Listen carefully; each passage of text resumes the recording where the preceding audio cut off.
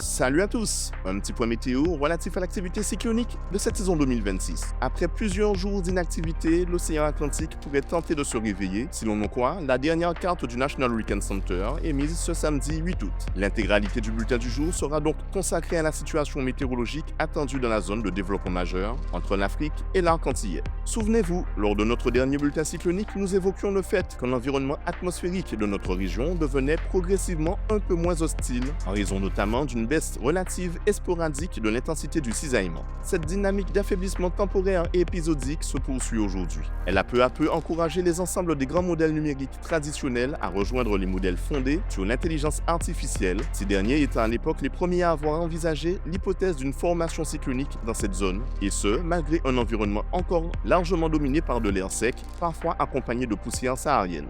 Concrètement, les modèles européens et américains estiment qu'une onde tropicale active, attendue à la sortie du continent africain, mardi ou au plus tard mercredi, pourrait parvenir à générer autour de sa zone de basse pression une enveloppe d'humidité suffisamment conséquente pour résister à l'air sec environnant. Profitant de la baisse temporaire du cisaillement, ce système pourrait alors se renforcer progressivement et atteindre le stade cyclonique au cours de son déplacement vers l'ouest dans un premier temps.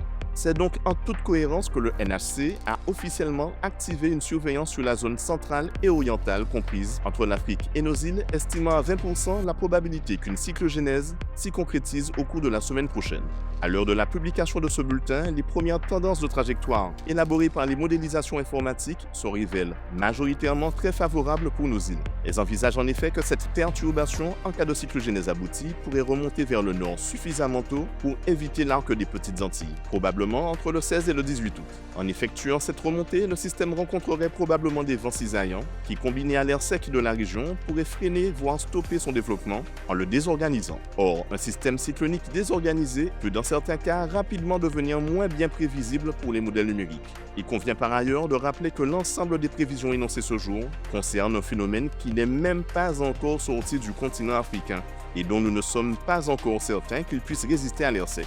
De plus, d'ici là, les paramètres relatifs au positionnement et à l'intensité des anticyclones qui contribueront à le diriger, tout comme la localisation et l'intensité des vents cisaillants, peuvent encore évoluer considérablement et influencer favorablement ou défavorablement aussi bien la trajectoire que l'intensité de ce potentiel système cyclonique. En raison de l'échéance encore lointaine et de l'incertitude relative qui entoure ces projections, nous garderons pour l'instant un œil attentif de temps à autre sur l'évolution de cette perturbation.